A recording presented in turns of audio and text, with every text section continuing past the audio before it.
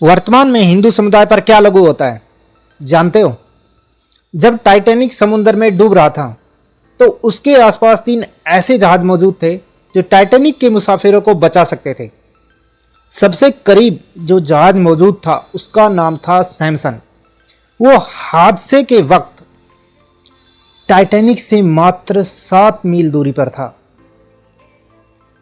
Samsung के captain ने न सिर्फ टाइटैनिक की ओर से फायर किए गए सफ़ेद शोले देखे बल्कि टाइटैनिक के मुसाफिरों के चिल्लाने की आवाज़ को भी सुना था। लेकिन सैमसंग में बैठे लोग गैर कानूनी तौर पर बहुत कीमती समुद्री जीवों का शिकार कर रहे थे और वो नहीं चाहते थे कि पकड़े जाएं। लिहाजा वो टाइटैनिक की हालात को देखते हुए भी मदद न करके अपनी जहाज दूसरी तरफ मोड़कर चले गए। ये जहाज हम में से उन लोगों की तरह है जो अपनी गुनाहों भरी जिंदगी में इतने मगन हो जाते हैं कि उनके अंदर से इंसानियत का एहसास खत्म हो जाता है और फिर वो सारी जिंदगी अपने गुनाहों को छिपाते गुजार देते हैं। दूसरा जहाज जो टाइटैनिक के करीब मौजूद था उसका नाम कैलिफोर्नियन था। वो हादसे के वक्त टाइटैनिक से 14 मील दूर था। उस जहाज के कैप्टन ने भी टाइटैनिक की तरफ से मदद की पुकार को सुना और बाहर निकलकर सफेद शोले देखे। लेकिन टाइटैनिक उस वक्त बर्फ की चट्टानों से घिरा हुआ था। उसे उस चट्टान के चक्कर काटकर जाना पड़ता, इसलिए वो कैप्टन मदद को न जाकर अपने बिस्तर में चला गया और सुबह होने का इंतजार करने लगा। जब सुबह वो टाइटैनिक के लोकेशन पर पहुंचा तो टाइटैनिक को समुद्र की तह में पहुंचे हुए 4 घंटे गुजर चुके थे और टाइटैनिक के कैप्टन एडवर्ड स्मिथ समेत 1569 मुसाफिर डूब चुके थे।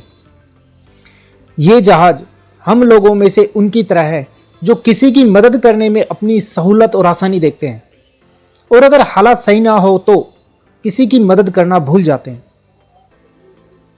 तीसरा जहाज कारपेथिया था जो टाइटैनिक से 68 मील दूर था। उस जहाज के कैप्टन ने रेडियो पर टाइटैनिक के मुसाफिरों की चीख पुकार सुनी जबकि उसका जहाज दूसरी तरफ जा रहा था।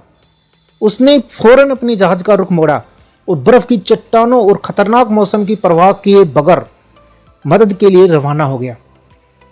लेकिन वो दूर होने की वजह से टाइटैनिक के डूबने के 2 घंटे बाद लोकेशन पर पहुंचा और यही वो जहाज था जिसने लाइफ बोट्स की मदद से टाइटैनिक के बाकी 710 मुसाफिरों को जिंदा बचाया था और उन्हें हिफाजत के साथ न्यूयॉर्क पहुंचा दिया। उस जहाज के कैप्टन ऑर्थो रोस्ट्रन को ब्रिटेन के चंद बहादुर कैप्टनों में शुमार माना जाता है और उनको कई सामाजिक और सरकारी अवार्ड से भी नवाजा गया।